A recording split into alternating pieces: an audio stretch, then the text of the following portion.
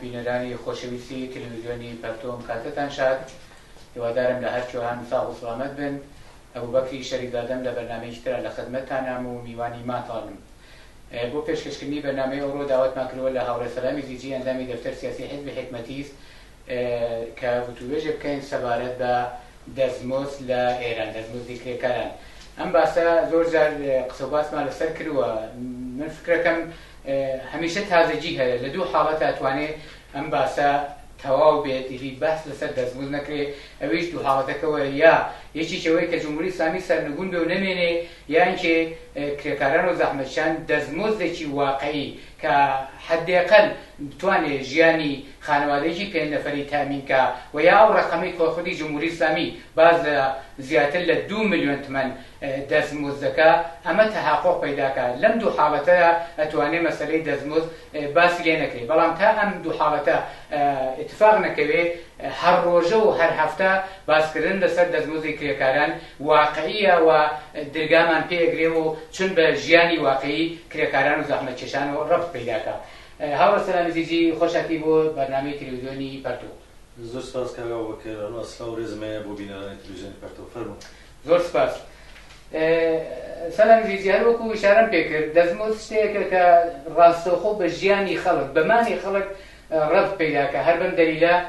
باسکردنی لەسەر دەستمزد مەوزوعیەتی هەیە. و هەر وەکو ئاگاداری هەر ساڵەژە بینین لەلایەن کارفەرمایان و ساحەبکاران و دەوڵەتی جمهوری ئیسلامی وەکو مدافعی کارفەرما و سەرمایەداران بێستا دانیشن ساڵانە دەستمزد بۆ کرێکاران تعیین ئەکەن. هەر وەکو ئاگاداری دەستمزدی ساڵی 93 تا جێگای من حضور زێنم بێ 608 یا 9000 تمەن تعیین کرابوو. ئەمە 1/3 ئەو ڕقەمە بوو کە خودی جمهوری ئیسلامی معتەقیدە دەستمزد لە 1,800,000 بەرەوژوور، یعنی بەرەوخارێکی کە مطلقاً ژێرخەتی فەقرە. تۆ ئەم مەسەلەی دەستمزدە چۆن نەبینی؟ و ئەسڵان ئەگە بیکەمە سوالێ، دەستمزد یانی چی؟ دەستمزد یانی چی؟ یعنی فرۆشتنی هێزی کار، فرۆشتنی هێزی کاری ملیۆنها کرێکار لە ئێران و لە هەر شوێنێکی دنیا کە بە ئیجبار زاهرەن زۆر ئازادانە و بەدڵخوازە، بەڵام لایقەدا بە ئیجبار و بە زۆرە ملێ و بە ناچاریە بەشێکی زۆر لە کۆمەلگا بۆ ئەوەی ژیانی ڕۆژانەی خۆی و خاو و خێزان و مناڵەکەی تێپەڕکات، مەجبورە لەشی کاری لە هێزی بازووی بفرۆشێ بە کەسانێکی دیکە کە سێحەمی سەروەتیان قەبزە کردووە. لە ئزای ئەم فرۆشتنی ئەم هێزی کارە بە شتێک بەنووی دەستمزد زاهرەن ئەدرێ بە خەڵکێکی ژیانی خۆی پێوە بەڕێ، چ کارمەندێک و چ کرێکارێک. ئەوەی کە ئێستا ئێمە لەگەڵی ڕوبەڕووین لە ئێران زۆری فەرقە لەگەڵ دنیای ئەوڕۆی سەرمایەداری. فەرقەکەی لەوەدایە ئەگەرچی هەمووی کڕینی هێزی کرێکار و لەژێر بەخاتری بازوو بەرهەمیە کە لە بەخاتری دەستمزد و کاری کرێکار لە سەرمایە لە جیهانە پێکدێ، خەڵکانێکی دیکە لەسەری دانیشتون و زندگیەکەن و نەتەنیا ئەوە پارە و هێزی هەزینەی ئەرتش و سپای پاسداران و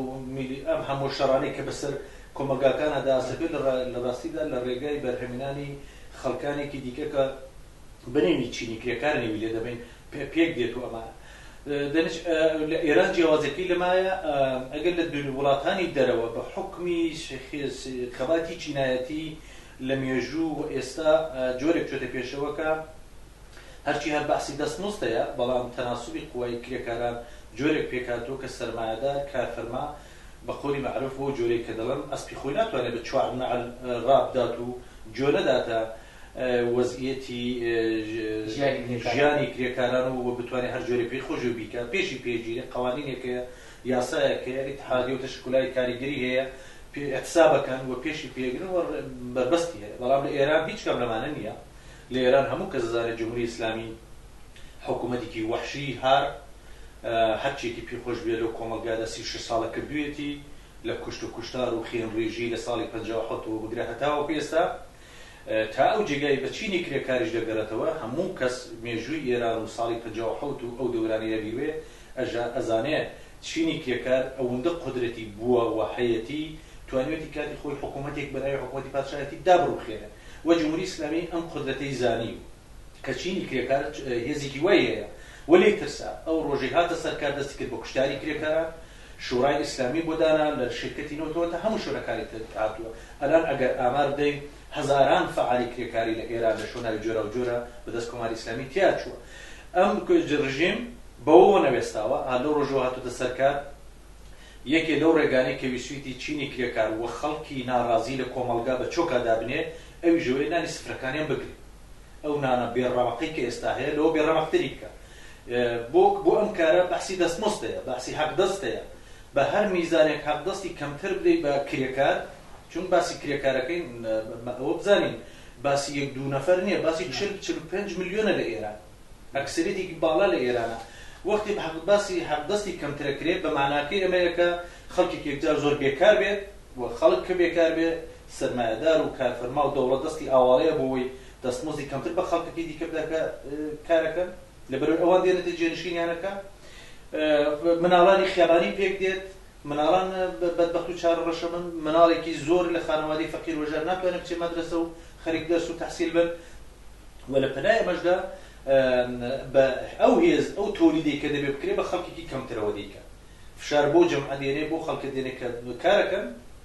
وەکو ئەرتەش قانونیان بۆ دائەنێن کە دەبێت لە تۆلیدا نەخشیان بێت و سەرنجامەکەی سەرمایە لە ئێران زۆرترە بێت دەوڵەمەندەکان دەوڵەمەندترن خەڵکی فەقیر و وەژار و کرێکار فەقیرترە بێت ئەمە واقعیەتێکە لە کۆمەڵگەی ئێران هەیە و بەحسی دەستمۆست ئەهەمیەتەکەی لەمەدایە کە بە هەر ئەندازەیە کرێکاران بتوانن ئەو حەقدەستەی کە لە شەعنی خۆیانە حەقی خۆیانە بە دەوڵەتی داسەپێنن بە سەرمایەدار و کارفەرمای داسەپێنن ئەمە خەباتێکی چینایەتی بەرینە لە ئێران مێژوویەیە و ئێستا جارێکی دیکە لە ساڵی 93 لە کۆتاییەکانی ساڵی 93 ئەم بەحسە لە هەموو مەراکزی کردو دەبێت لەسەری زۆر سپاس بۆ تۆزاکانە سەلام زیجە بە خۆی ئێشارە پێکرد جمهوری ئیسلامی لە ڕۆژی ئەوڕۆ خەڵکی ئێران سابقەی ئەم کوشتار و بڕین و جەنایەت و قەتڵ و زیندان و شکنجە و مشەخەسەن کە ئەم باسی کاریگەرانە و دەزموزدا سوالێکە کە ئەبیسرێ من بۆ خۆم بیستومە حتا لە داخلی ئێران و بیستومەکە باز لەوا کرێت کە جالەوەی کە دەزموزیان زۆر لە خوارەوەدا یەک سۆمیە و شتە خودی دەوڵەت معتەقیدە خەتی فەقرە ملیۆنێک و 700,000 ئەم 600,000یان پێدا ئەمە جوابەکەشی کار تەحویل دەدەن جوابەکەی زیندانە تادیدە شکنجەنە ئەزیێتکردنە پوڵپێنەدانیانە ئەمە گوایە ئەم دەزموزانەش حتا تا 4 مانگ نەدان تا 6 مانگ نەدان ئەم دەزموزەکەمەش وایەتوو وایە بۆ تشتێکی ڕوتین یعنی لەەن تەبقەی کاریگەر و ئەم کەسانە کە هێزی بازی و خۆشیانە فرۆشن خەریکە بووە لەبێت تشتێکی ڕوتین و ئەمەشیان پێ تەحمیلەکەن ئەمە لە حاڵێکایە کە تۆ باس لەوە کرد کە کرێکاران و تودەی وەسی ئەوەی هێزی بازی و خۆی فرۆشێ ئەگەر بیانەوێ با تەوزی بەم تەجاربەی کە هەشیانە حکوومەتی شایان ساقط کردووە ئەلان دەرسەدی قدرەتی تەبەقەی کاریگەر زۆرتریش بووە چۆنە ئەمە لە چ توازن خوایەک ئەمە بەم تەبەقە تەحمیلەکە کە نەک ئەم دەزموزەکە حەقی خۆیەتی لە نزیک 2 میلیۆن وەربگرێ 600,000 پێ تەحمیلەکەن تازە 4 مانگ و 6 مانگیش پێی نادەن سکوتیژەکە ئەمە چ تەوازن خوایەکە بۆ چێم سکوتە بۆ چێمە تەحمل ئەو بڵم سکوت نییە لە هەموو مێژووی ئێران و هەر ئەم ساڵ کێمە قسە لە سەرەکەین لە دەیان مەراکزی کرێکاری ئەحترازات و خەباتێ دەشت بەم وەزیەتی کە هەیە ئەجملە بە نەدانی حەقدەستێک کە دەبێ بدرێ پێشتر باسم گوتم لە وڵاتانی تر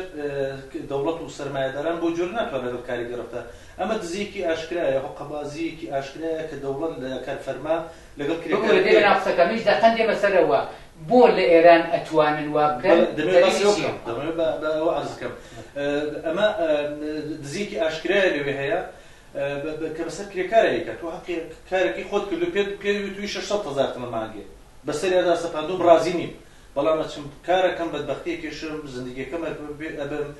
فدای دەوڵەت و سەرمایەدارەکان کردووە بەڵام لەم لاشەوە دێمەوە 2 مانگ 3 مانگ هەیە تا 2 ساڵ حەقی کرێکاران نیشان نەدراوە هەر ئێستا لە کارگەران لە تەورێز و کارگەرانی ئێران خودرۆ زۆر جگە دیکە لەسەر ئەمە خەباتەکەن کە دەستی ڕابردوومان دوومانگ و سێمانگ و هەژمانگی ڕابردوومان بدەن. ئەمە جنایەتێکە لە هەر شوێنێک بێ وەکو جنایەتی بەشەری حسابی دەکەن. بەڵام جمهوری ئیسلامی بۆ لەوێ وایە لەبەرەوەی جمهوری ئیسلامی 36 ساڵە هەر بەم جنایەتانە توانێتی ژیان بکات. بدليل جمهورية إسلامية جمهورية وحشتها وجمهورية إعدامها جمهورية شمشيرة جمهورية قرآنها جمهورية داعشة وقت أما هي بشكي وحشتها توانم وبلان بشكي زوي لرجعي وحشته فضائي أرعاب وكلا كمالجا كبوجديه بشكي ويخلقي كي بكرية قري جمعك بكرية قري كاتب بياوي خوي حتى لمراكزي كان أي كاب بياوي خوي أو بول وسروة وجلسة لكمالجايا أي ده بتعدادي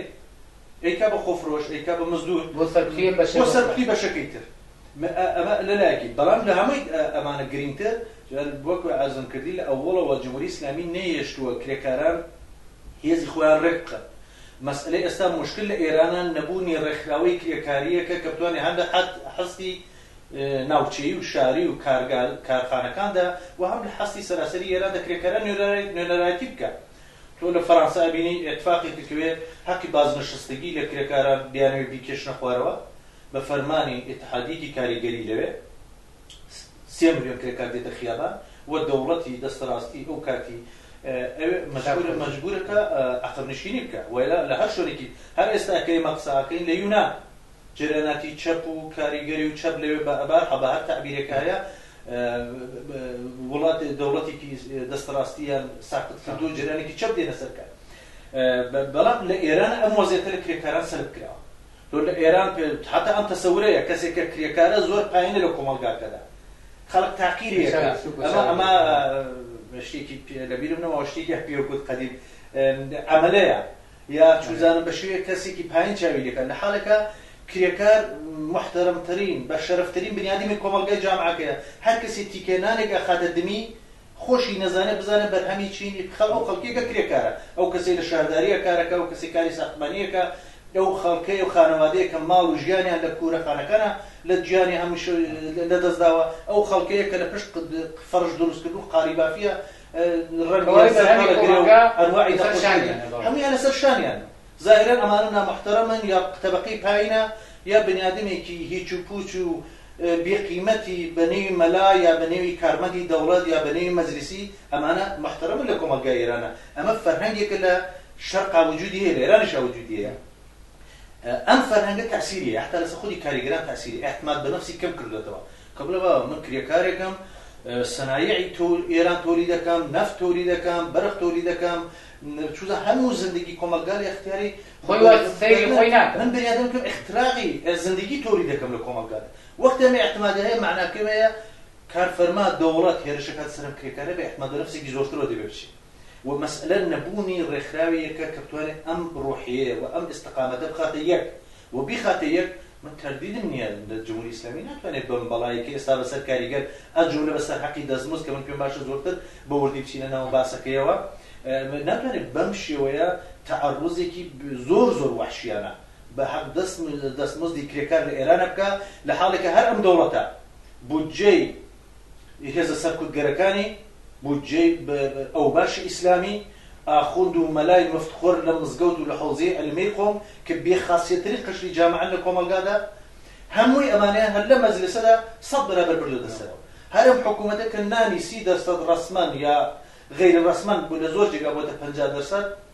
لما أخيانا روحاني الشياد كان ما عندهم دولة به هاتو دولة تور نركي تورم الإيران هاتو دزر حفظ 10 درصد لحالك احنا مو كزر درويا أما بو أما دقيقاً برمبناي أو نرخيك أو جنابيان إعلامية كابلا كاريجران أو صار حفظ 20 درصد دست نزيان تشد سريان اللي 600,000 وخردية كم تدا حوصل على الشيء لحالك هزينة هي سركوت جركانيتر هزينة خودي دولات كيز نقشي كان لكم القادانية بغير از نقشي منفي بغير از تركوب بغير از خرافة بغير از تقداني ترورو ألعاب للدرو لإيران وللدرو إيران أما أنا الشعور هزينة كان يصل بلا بربلدة السروة أما التناقض كالإيران وجودي هي ودبي حل كريم من أزانين ساقي السروة حلكني هم يمانا فقط بمرقي قطعي هم بشكاني جمهوري إسلامي بكوتا يدي بلام قرارنة أو كاتراوسين هل يستاشيني كريكار وخلقي أزادي خواص أبيب بو بزاني لإيران أو ند سروتها يعني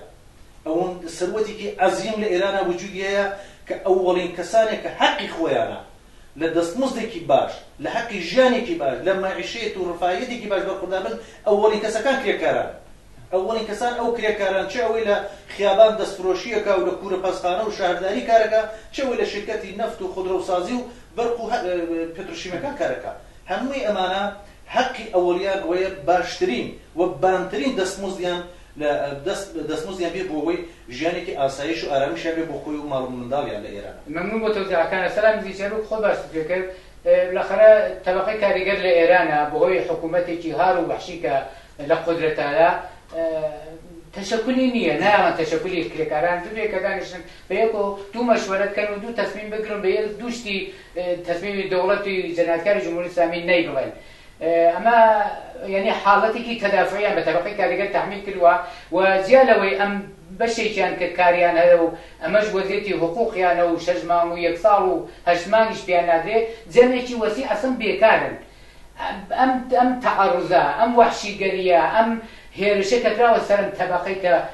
کاری هەیە و جەمعێکی وەسیعیشیان بێکارن پەیوانی ئەمەش باعیسی ئەوە بووە کە ئەم طبقەی کاریگەری ئەم بەشەی وا کاری هەیە دەستموزەکەشی کەمە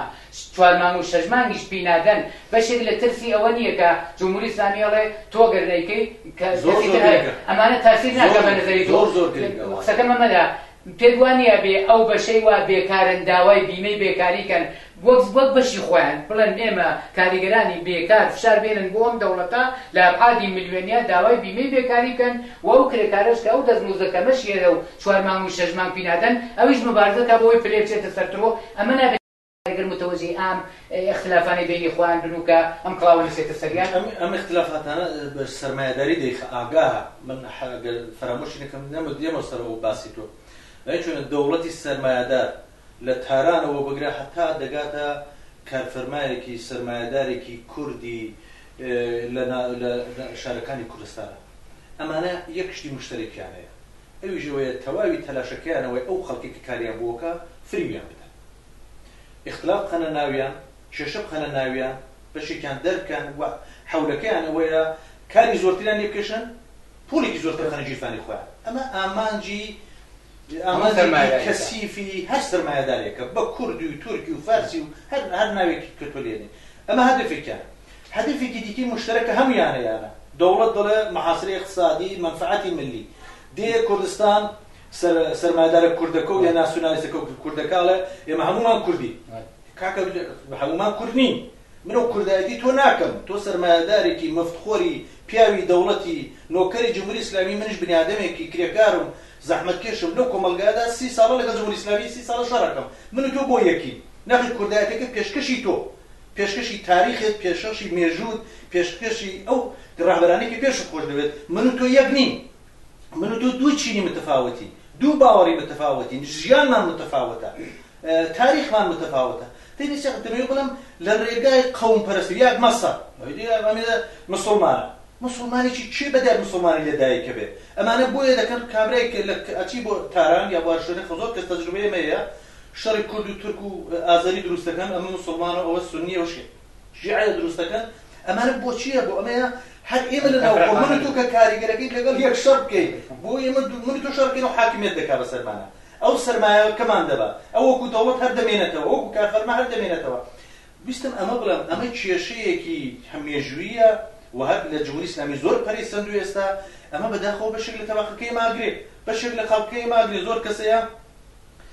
ئەزانێ منفعەتی مشتەرەکی هەیە ئەزانێ مەربوتە بە چینێک کە یەکیان بە کوردی تورکی عەرەبی قساکە وەکو یەکوان مناڵیان وەکو یەک برسیە وەکو یەک کە مەتوانن تەفریحکەن وەکو یەک مشکلی ئاویانەیە مشکلی بەرکیانەیە مشکلی ژیانیان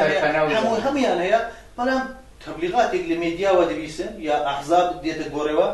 ئەبینی ئەبێ بە دوشمنی هاوچینەکەی خۆی یا بە قسەی مفتەوێژی و مازە دەخوازن تڕەهاتی مەسەبی ئەم حزب و ئەو حزب و ئەم دەوڵەت و یا ئەم ئاخوند و ئەمانە ئەکات ئەمە بەداخەوە تەأسیر دارێەوە جمهوری ئیسلامی لەسەر ئەمە توانێتی خۆی ڕابگرێت جمهوری ئیسلامی لەسەر میستکاکانە توانێتی خۆی ڕابگرێت 36 ساڵە خەریکە ژیانی نەکبەتی و حاکمیەتی نەکبەتی بۆ ئێران و بۆ خەڵکی ئێران تەحمیل کردووە ئەمە لایەکی بەشی بێکارکردنەکەش ئەمە واقعیەتێکە ئەوان بۆیە حەولەدان خۆوانێ لە ئێران کار نەبێ لە ئێران نەتەنیا کار بۆ هەموو بێکاران ئێستا وجودی هەیە بەڵکو ئەوەندەی کە کرێکا بڕژی ئێران هێشتا کارەیە هەر ئێستا و کەسانی کە شاغڵن 30% زۆر دوو شیفتە کارەکەن فەرموو ئەو دوو شیفتەیە لاڵە زۆربەیان 10 ساعت تا 12 ساعت کارەکەن دەی فەرموو بەجێ تا 12 ساعت ئینسانێک کە ژیانی ئینسانیەکە دەبێت 6 ساعت کارکە لە ژیانیە بۆی بە ژندگیە بکە 7 ساعت کارکە نەخی 8 ساعت کارکە دەی بەجێ فەرموو ئەو ئیزافەکارێکە ئەیدێ بەسەر خەڵکی بیدە بمانە ئەنواعی کاری دەوڵەتی و لە شوێنانی مختلفە هێزی مزدورت دروست کردووە بۆ سەرکوب بەجێ ئەوە ڕفاهیات ئاموزش پەروەرش کاری شاهداری ڕێکوپێک ڕاوتەرابەری دروستتر چوزانم هەمووی ئەمانە بکە بە نیکار و خەڵکانێک کە کاری تێدا بکە و ئەوانەی پێ بدرێت دەبێت بۆیە ئەم بێکارێنە دروستەکردن ئەروک لە وەڵەوە باسم کرد لەبەرەوەی کارفەرما و دەوڵەت دەڵێم 6 ملیۆن بێکار بەیە جا ئاوایە لە ئێرە 6 ملیۆن ئێستا کنی هێزی بێکارەیە ئەو خەڵکی دیکە کارەکە دەڵێت تۆ بەو حقوقەی کە من پێت دەڵێم یا ڕازیە یا ڕازی نابی چاولۆ 6 ملیۆنە بکە تۆ کەمە دەرێ و 6 ملیۆنە دەخەوە جێگاکە ئەمە بەس لە سوالەکەەوە بوو کە کرێکاران بێ متەوجی کرێکاران دەبێ متحد زۆر معلومە ئەوە کاری ڕاهبەرانی کاریگەری و کۆمونیستە هەر کەسی خۆی بە ڕاهبەری کاری ممکنە کاریگەری لە گۆشەیەکەوە کارەکە نەتوانێت بە دەست بە کاریگەرێکی دیکە لەو سەری ئێران بکە بەڵام ڕاهبەری کاریگەری دەبێت دەستی پێ بکات ڕاهبەر نییە ڕاهبەری کاریگەری و فعالی کاریگەری و کەسێک کە ئەم وەزیەتە ئابینێ ئەوێ ئەگەر لە کوردستانە زندگیەکە ئەوەندە بزانێت دەبێت دەستی بە کاریگەری شرکەتی نەفتیش بگا فعالی نەفتەکەی بگا بۆ ئیتحاد بوونیان بۆ قسەکردنیان ئەمانە بۆ قسە یەککردنیان دەنێت ئەمە ڕێگاکەی ئەمەیە بەڵێ کاریگەران متحد بن حتا بۆ مبارزە عەلەیهی دەستمۆست چەند خاستی فەوری هەیە ئەوڵان ئەو تەرحە و بەرنامانەی کە جمهوری ئیسلامی بۆ داڕشتنیان ئەوەی کە بیانوێ حەق دەستی کرێکاران ئەو ساڵ کە حەق دەستێکی زۆر بەردەگی ترە لە ساڵی ڕابردوو لە ڕێگەی شورای عالی کارەوە کە شورای عالی کاریش پیاوی جمهوری ئیسلامیە ئەیانەوێ بدای سەپێنن کرێکاران ئەوڵی کاریانەوێ بڵێن نەخێر ئێمە ئیترمە قبوڵ ناکەین لە ڕێگای ئەمە کرێکاری بێکار و شاغڵ دەست دەنە دەزیەک داوای دەستمزد دەکەن کە خۆیان داوایەکەن وە بژلێن ئەو دەستمزدێک ئێمە داوایەکەن هەر کرێکاری بێکارە دەوڵەت موەزەفە 70% حقوقی بێکاری ئەو دەستمزدێکی بەداوایەکە بیدە بە کرێکاری بێکاری تا ئەو کاتێک کاری دەستەکرێت ئەمە ڕێگایەکە کە ئەمە بێت یا لە پەنای ئەمەدا حەقی تەشەکر کە باسمان کە پێشتر تۆ وەختی مەبارزە بۆ وەرگرتنی دەستمزد و حەق دەستەکەی دەبێت ڕێکخراوبی دەوڵەت مەمنوعی کردووە دەی تۆ دەبێت دەڵێت من دەبێت حەقی تەشەکرم بێ نوێنەرانێک کە من هەڵیێبژێرم لە شەهرداریەکەم لە کوورە پەسخارەکەم لە کاریگەری ساختمانی لە دەسازیەکان لە نانەوایی لە هەموو شوێنێک ئەو نوێنەرانە نوێنەری منن ئاغای جمهوری ڕئیس جمهور ئاغای چوزانم شورای عالی کار و مەجلس ئێوە غەڵەتتان کرد ئێوە نوێنەری ئێمە کرێکاران نین ئێمە نوێنەرمان فڵان کەس و فڵان کەس و فڵان جەمعە لەگەڵ ئەمانە مزاکراتکە بە تەوافقەکەن یا بیگەن ناگەن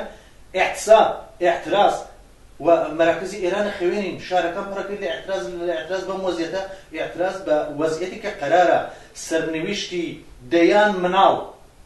دەیان خانەوادەی کرێکاری بەم دەستمۆزدەوە گرەی خواردووە کە هەموو ئەزانین هەر لە ساڵی ڕابردوو دەیان هەزار خانەوادەی کاریگەری بە خاتری بێپوڵی بە خاتری فەقر لەشفرۆشی تێبچوونی ژیان مناڵ بچوێ لە خیابان دەستفرۆشی بکە فەقر و بەدبەختیکیان بە کۆمەلگا داسەپاندوو هەر ڕۆژ 5-6 کرێکار خەریکە دەبرێت لە مەحەلی کار ئەمانیان داسەپاندە بە کۆمەلگا لەم لاشەوە جمهوری ئیسلامی بینین بە ملیاردها دۆڵار اختلاسەکە چوزانم خەریکە سەرمایە گوزاری خۆیەکە ئەمە غیری قابلی قبولەوە دەبێت و دەبێت بتەقێتەوە کرێکاران دەتوانن پێشمەمە بگرن بەلەدەر زۆر سپاس هەورە سەلامیزی کاتمان کەم ئەگەبرێت کۆتاتر جوابەکانم دێتەوە باسێک لە ماکەی زۆرتر لەیان دەوڵەت و ساعەتکاران و کارفەرمایانە کە ئەگەر دەستمزد چێتە سەرۆ خودی چوونە سەرەوەی دەستمزد باعثی بێکاری زۆرترە بێت تۆ لەم بابەتەوە ویستی ئێمەش دەڵێن ئەگەر دەستمزد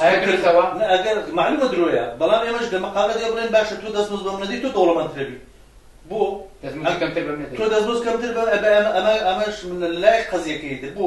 خدا داوێتی بە تۆ قبوڵم نییە ئیمام داوێتی بە تۆ قبوڵم نییە زۆرە قبوڵی ناکەم چ دەیلێکێت تۆ بۆ دەوڵەمەندتر بی بە خاتریەوەی کار لە من زۆرتر بکێشی حەق دەستی کەمتر بە من دەی بۆ چی ئەم حکمی بە تۆ داوە چی ئەم حەقی بە تۆ داوە دەنەتیجا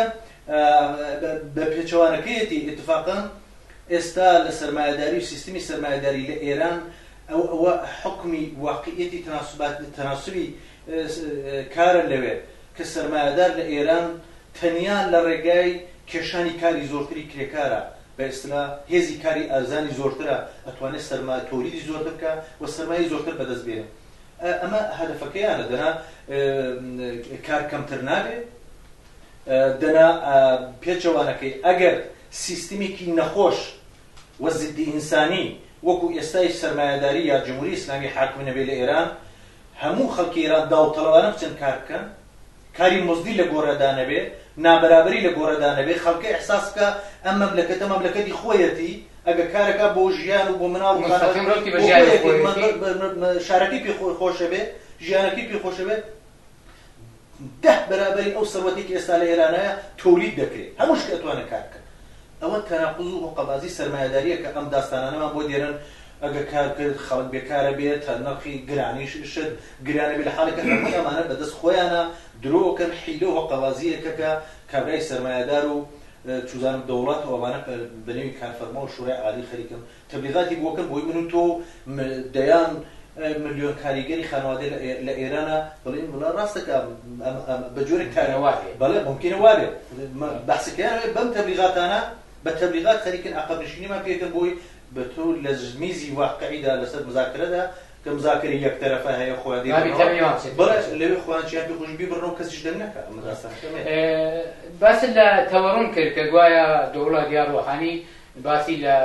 18 تا 20% تەوەڕوونی کردووە گوایە ئەگەر قەتعەنیش زۆر ئێرفاقکەن ممکنە ئەم دەرسەدە دەستمزدی ساڵی 94 بەرنەسەرۆ کە ئەگەر بڵێن 20% بیبەنە سەرۆ بەجێی 610,000 یا 609,000 کە دەستمزدی ساڵی 93 بێ ئەکا 622,000 یعنیش تەغییرێکی وا ناکە حتا ئەگەر زۆر بەڕاشکاوانە ئەمە زۆر کەمیشە ناڵێن ڕەقەمی 200 بەرابەر 100 بەرابەر تەبەقەی کاریگەریش داوا بکە 100 بەرابەر یعنی بێتە 2 بەرابەری ئەو دەستمزدەی 93 ئەکاتە ملیۆنێک و 200,000 تمەن هێشتا ئەگەر 100%یشی پێبەن پێی وانێ ئەبێتی تەبەقەی کاریگەر ئالەمە نابێ گوزەشکە داوای 100% دەستمزدی بکات کە بێتە 2 بەرابەر معلومە نابێت تەمای بەحسەکەوێ نابێت گوزەش کرد نابێت بێت لەوە زۆرتر ئیجازەت دێن جمهوری ئیسلامی و کارفەرما و دارودەستەکەیان لە تارانەوە بگرێت تا شارەکانی کوردستان و هەم شۆن مەراکزەکان کە سەرمایه‌دار بەم ڕاحەتی تر ئەسپی خۆی لێ بخۆێت لەوە زۆرتر نابێت ئیجازەت دێن ئەم وەحش چۆن کوشتارێکە لە ڕێگای ئەم زوڵمەوە کە لە ڕێگای دەستمزدەوە ئەکرێ کوشتارێکە لەم ڕێگایەوە ئەکرێ زانە خەڵک پێی عادیە بەڵام لەو شەڕانەی کە دەکرێت خەڵک زۆرتر تیاچێت لە برسیەتی و لە بەدبەختیە هەموو ڕۆژێ حەسابێک هەموو ڕۆژێ دە 15 نەفەر لە ئێرانە بەخاتری برسیەتی یا ئەمرن یا مناڵیان تێچێت یا خۆدکوشیەکەن یا ئەنوا تووشی بەڵا بن دوی خۆ لە شەڕ ئێستا تا 10 کەس بەڕسمی ناناسێت من دەڵم کە بەحسەکەمان ئەوەیە کە کچینی کرێکە ڕەهبەران بنیادەمای پێش و ئازادی خواز لە کۆمەلگادا ئەم شەڕ قبوڵ مەکەن ئەم نابەرابەری قبوڵ مەکەن شەڕی خۆیان دەست پێ بکەن چۆنە پێی ئەوەڵین بەشێک لە کارەکەی لە ڕێگای دەستمزدی خۆیانەوە جمهوری ئیسلامی ئەم ئامارانەی کە جەناب شت باس کرد دی ئەمە دەڵێن ئەم تەوەڕۆ بازەکە بۆی ئەم داستانی پارەکەمان لێ تکرار کاتەوە هەر ئەو کاتش محسین ڕەزایی کە هەموو کەس دەناسێ چکارەیە لە ئێرانە ئەوتی بخەتی فەقر 1,800,000 تمەنە لە حاڵێکە دەوڵەت و جمهوری ئیسلامی شورای عالیاتن 680,000 تمەنیان بڕیوە بۆ کرێکاران ئێستا خەتی فەقر 320,000 تمەنە لە تاران ببورە 3,200,000 تمەنە لە تاران و 1 ملیۆن و خۆردەیەکە لە دیهاتەکە ئەمە ئامار کەسێکی مستەقلەیدا ماناکەی چێ ماناکەوێت کرێکارانێک بە تۆری متوسط ئەگە هەمووی بخینە سەریەک ماناکەمێت کرێکاران چێ و کرێکاری لە بەشی زۆر فەرعی بە ئیستلاح بە قۆڵی سەرمایه‌داران لە خیابان و لە شارەداری و کوورەپەسەندەکانەکە چێ ئەوەی لە شرکەتی نەفت و مەراکزی سەنعەتی کارەکە لە ئێرانە ئەگەر لە 3 ملیۆن کەمتر حقوق وەرگرن معناوە لەژێر خەتی فەقر زندگیەکەن خەتی فەقر یانی هەز میوەی کۆن کڕی یعنی ها بەجێ گۆشتێکە زندگی بە ترسەوە ژیان بەریە سەرەوە یعنی ها چەند کەسە بڕێ ژێر سەقفەی قادارنشی لە ترسی کرێماڵ یعنی ها بچی خلاف بکەیت بۆی زندگیەکە بچێت پێشەوە یعنی مناڵەکەت کە تەحسیلەکە دانیشگا ئاچێ شوێنێکە چێ نەتوانی هەزینەکەی تەمین بکەیت معنای ئەمە ژێر خەتی فەقر بەس دەنەتیجە چینی کرێکار زۆر معلومە لەم بەراوردە لە محاسباتە ئەکرێت نەبێت کەمتر قبولی بکە. ئێستا کەمتر لە 3 ملیۆن حقوق لە ئێران یعنی ژیانێکی بەدبەختی بۆ کرێکارێکە برە خانەوادێکی 4-5 کەسی هەیە. دەبێت ئەمە کرێکاران ئێرانە خۆیان لە ئێستاوە فرسەت هەیە، لە ئێستاوە فرسەت هەیە ئەوان دێن بەراورد دەکەن بەپێی منزورم سەرمایەداران و دەوڵەت و شورای عالی کارەکەیەتی بەپێی مادەیەکیانەیە مادەیەکی پوچە لە قانونی کاریانە بە مادەی 41. گوایە لەم مادەیەدا وتویەتی بەرنامەی نرخی تەوەڕۆم دەبێت دەستمۆزی ساڵانەی کرێکاران دیاری بکرێت. هەروەی کە ڕوحانی پێشقەدەم بووە، دەوڵەتەکەی پێشقەدەم بووە 70-80% ئینتلیانی 70% بە کرێکاران زۆر. ئێمەش دەڵێن کرێکارانی دەوێت بڵێ ئەمە هۆقابازیەکی ئاشکرایە، درۆیەکی ئاشکرایە. ڕوحانی دەیەوێت محاسرەی اقتصادی و خاتنە خواردنەوەی قیمەتی نەوت و شکستە سیاسی اقتصادیەکانی ئەو ساڵیش وەکو ساڵی پێشوو بەسەر کرێکارانی 30 ملیۆنی و خانەوادەکانیان لە ئێرانە دابەشکرا. یعنی ئەوە جبرانی شکستەکانی دەوڵەت پێش ئەمەیە تازە جەنەتیە چێ نۆژی جمعەی تارانە وتی چی شکالی دارم ما یە وعدە غەزا بخۆریم. خەڵکیش لێ خەڵکارەکە لێ جۆرەوە خەڵکەی جۆ ئەدەن بە قسەی جەنەتی معلومە خەڵکێکی نۆرماڵ نین دەنا خەڵکی نۆرماڵ هەوێت مشتی گەرەدا بە ئەم شەویلکەیە ئاخوندی مزاخرەف تۆ بڕۆ ڕۆژێ یەک ڕۆژ کە درۆ ئەەکەی سەرۆت و سامانی ئەم مەملەکەتە لە ژێر دەسەڵاتی ئێوەدایە خدا و پێغەمبەر و قورئان و دین و ئاینتان سەروەتێکە کە بردوودانە دزنەی خۆن بە خۆت و خامنەی هەمووتانەوە وەکو پادشای زۆر لە پادشاکانی قەدیم ژیانتان خۆشترە. ئەمانە بۆ ئێمە قبوڵ نییە ڕۆژێ یەک وعدە غەزا بخۆین. خەڵکی ئێران وە کرێکاران ئەتوانن و حەقیان هەیە باشترین ژیانیان بێ و بۆ باشترین ژیانەکەی هەروەک باسم کرد دەبێت ئەم حەق دەستە تامین بکرێت. کرێکاران ئێستا ئەتوانن لە ڕێگای نوێنەرانی خۆیانەوە لە شارەکانی جۆرا و جۆر لە شارهای جۆرا و جۆرەوە مەجموعی عمومی کرێکاری خۆیان پێک بێنن کۆبنەوە. مەجموعی عمومی شتێکی زۆر عەجیب و شتێکی خۆرز نییە. ئەو خەڵکی لێوەکارەکە لە دەوریە کۆبنەوە مستقل لە نژاد لە دین لە باوەڕیان لە هەموویەمانە سەرفەن بە خاتەوەی کرێکارە مەنفەعەتی مشتەرەکیانە دانیشن کۆبنەوە بەراوردیەکەن دەڵێن ئێمە داوای دەستمزدی 3 ملیۆنی ئەەکەین بۆ ئەوسە حەدە لانی کەمی دەستمۆست بەواکەین داوای بیمەی بێکاری ئەەکەین داوا ئەەکەین سەرمایەدار کارفەرما دەبێت فەورەن حەق دەستەکانمان کە نەدراوە فۆرەن بماندنێ. ئەم نوێنەرە کرێت 4 نەفەر هەڵە بژێرە پشتیوانی لەو نوێنەرەکانی خۆیانەکەن. ئەم نوێنەرە کرێکارانە لەگەڵ شارێکای دیکە ئەوی تر لەگەڵ شارەکەی تر سەرنجام ئەمانە لە مەراکزی مختلف هەماهەنگ بن و لە مقابلی دەوڵەتە سەفێک متحد پێک بێنن. ئەمە ڕێگایەکی دی بە نەزەری من ئەتوانین مبارزەیەکی بە ئیسلاح بزوتنەوە بۆ بردنەسەرەوەی حەق دەستی کرێکاران لە هەموو ئێران و لە مەراکز کرێکاریەکان بیخینەڕێ. و من پێم وایە شەخسەن پێم وابێ خەبات لەم بابەتەدا یەکێک لە گرنگترین خەباتەکانە کە ئەوڕۆ لەسەر ئەستۆ و جوزی وەزیفەی هەر ئینسانێکی ئازادخواز و شۆڕژێرە چون لەبەرەوەی مەربوطە بە ژیان و هەستی بەشێکی زۆر لە کۆمەلگاکە و بە تایبەت کرێکاران لە ئێران. زۆنی ئاخرین پرسیار چون کاتمانتەوە و بەرەوتەوەبوو نووسین تاوزێگای من ئیتلاع بێ وایە لە تەلەقی شورای عالی کار و خانەی کاریگەر و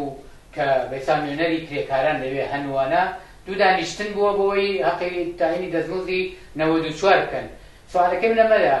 ئایا واقعان ئەم کەسانە لەلایەن خانەی کاریگەرەوە یا کوێیە بەیسان نوێنەری کاریگەرانیش لەم دانیشتانە حضوریانە لەبێ دەوڵەت و کارفەرما ئایا واقعان قسەکەی من سوالەکەی من لەمەدا لەم دانیشتانە بۆ تاینی دەستمزد کرێکاران نوێنەرایەتی کرێن؟ ئەسڵەن هیچ کات نەکراوە. شورای عالی کار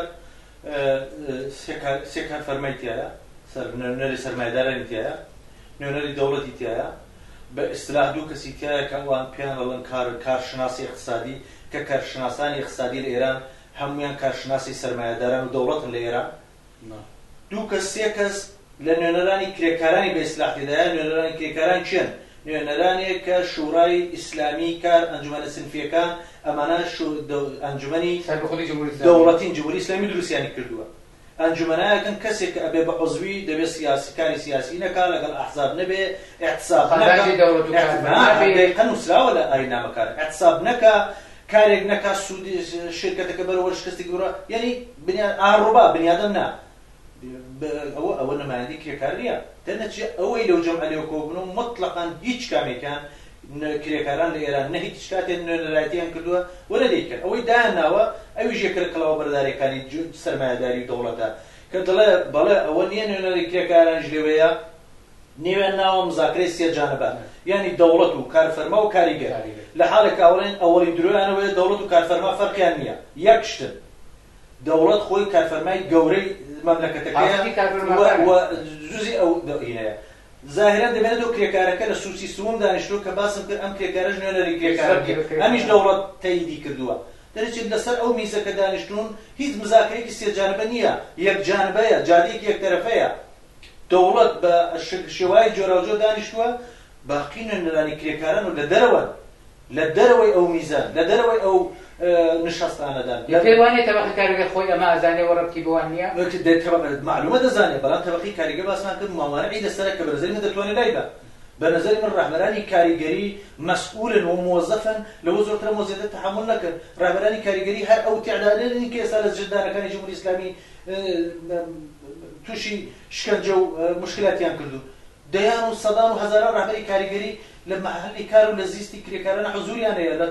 هەموو شارەکان لە هەموو مەراکزی کرێکاری ئەمانە ڕاهبەرانی کاریگەرین ئەو وەزیەتە دەزانن فقط زانین کافی نییە تۆ دەبێت لە مەقابلیە لە باری عملیەکەیەوە ئێقداماتی بکەیت گاردی بگری سەنگەرێک ئیجاد بکەیت و خۆت متحدکەیت ئەویش هەروەی کە باسم کرد دەبێت ئەو کرێکارانە هەر ئێستا لە هەر شوێنێکان دابنیشن خۆیان متحدکەن مەجموعی عمومیان بگرن نوێنەری خۆیان پێک بێنن بە دەوڵەت و شورای عالی کار بڵن ئەمە نوێنەرانی ئێمەیە بۆ مزاکرە لە دەستمۆز و ئەمەش خاستەکانمانە 3 ملیۆن حەق دەست دانەوەی فۆری حەق دەستەکانمان ئازادی تەشەکوری احتساب بەرابەری حەق دەستی ژنان و پیاوان لە شوێنی کارە بە ئازادکردنی فۆری فعالینی کاریگەری ئەمانە هەمووی ڕەبتی هەیە بەم خەواتەمان و ئێستا ئێمە دەبن لە مەقابلی جمهوری ئیسلامیە قەراری بدەین پێشەوەی قەرار مانگی ئایندە یەکسەر بیبڕن و تەسمیم بگرن لەسەر ئەم مەسەلەی حەق دەستوشە دەبێت ئەم جنبشە بتوانین خاستانی بکەوە کە بەنظری من ممکنە و بەتایبەت کە ئێستا ئێمە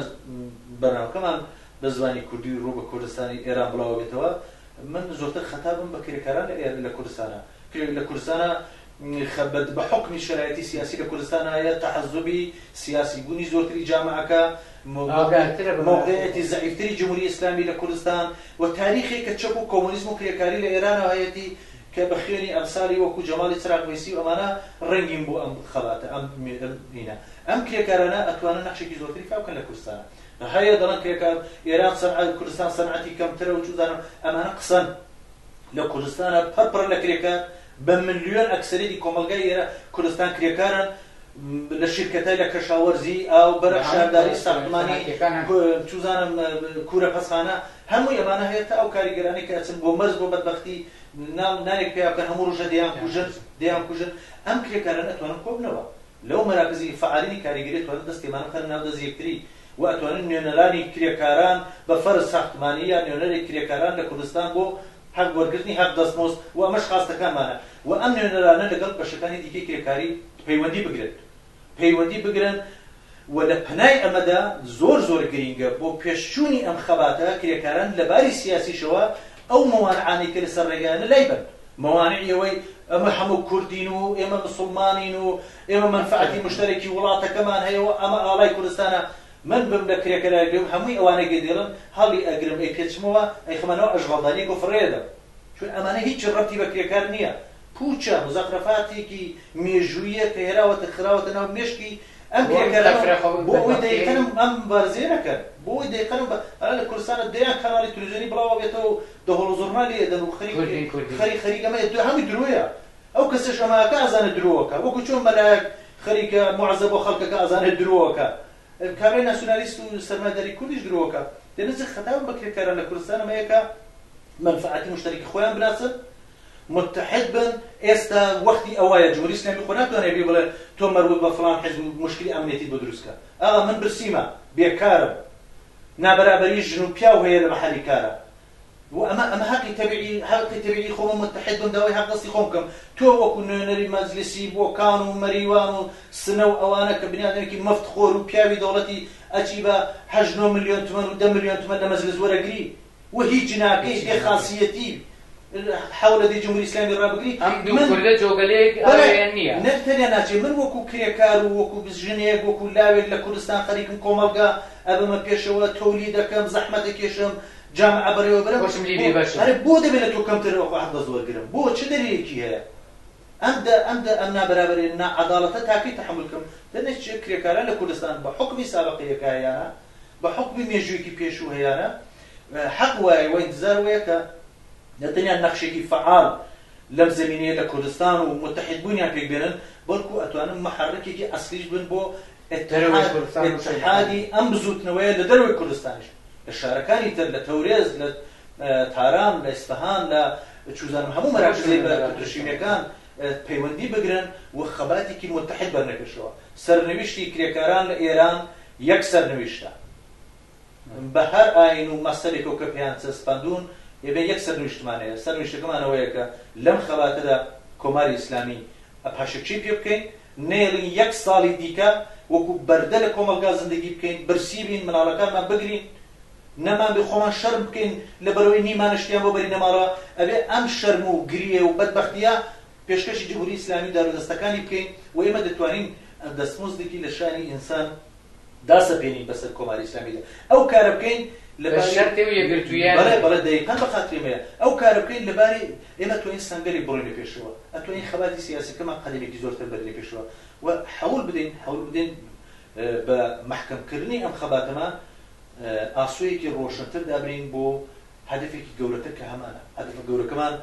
لابردن و سەرنوکردن و ڕوخاندنی ئەم حکوومەتە وەحشی و جەنایەتکارەیە بە هەموو دارودەستەکەیەوە کە هیچ ڕێگایەکمان لەبەر نییە بەغیر لە زەوەی دەبێت بیکەین دەبێت جمهوری ئیسلامی بڕوخێنین ژیانی ئێران و ژیانی بەشەریەت لە ئێران لەوە خراپترێک کە ئێستا بێتەوە بەرحەڵ داوام لە کرێکاران لە ئێران لە کوردستان ئەویژەوەیە دەست لە دەست یەکتری متحد بن مەسئلەیەکی گرنگ لەسەر ڕێگایە حەق دەست ئەرسێکی مهم لە خەباتی چینایەتی چینی کرێکارە و ئەم خەباتە دەبێت متحدانە بەرینە پێشەوە دەست بە جمهوری ئیسلامی دەست بە سەرمایەداران بە هەموو ڕەنگێکیانەوە دەست بە مەساب دەست بە ناسیۆنالیزم بیبێنە پێشەوە و من مطمئینم ئەگەر تەلاشێکی هەمەدایانە بکرێ ئەو قدرەتە لە ناو چینی کرێکار هەیە تاریخی مێژووی هەمووی ئێستا ئێوە پێنیشانەدا ڕەهبەرانێکە هەن ئەم ئیمکاناتەکە ئێمە لەم خەباتە سەرکەوتن بین و یان لە ئەقل بەشێک لە سەرکەوتنەکان تامینکەین کە لە داهاتوودا خەباتەکانمان باشتر ڕێک و پێکتر بردنە پێشەوە. زۆر سپاس بۆ تەوزیحەکان و بۆ بەشداری لە بەرنامەی ئەوڕۆ. زۆر سپاس بۆ و سلااوشمە و بۆ بینەرانی بەرنامە. زۆر سپاس بینەرانی خۆشەویست لەم بەشە لە بەرنامە هاتینە کۆتایی ئەمڕۆی بەرنامەکەمان.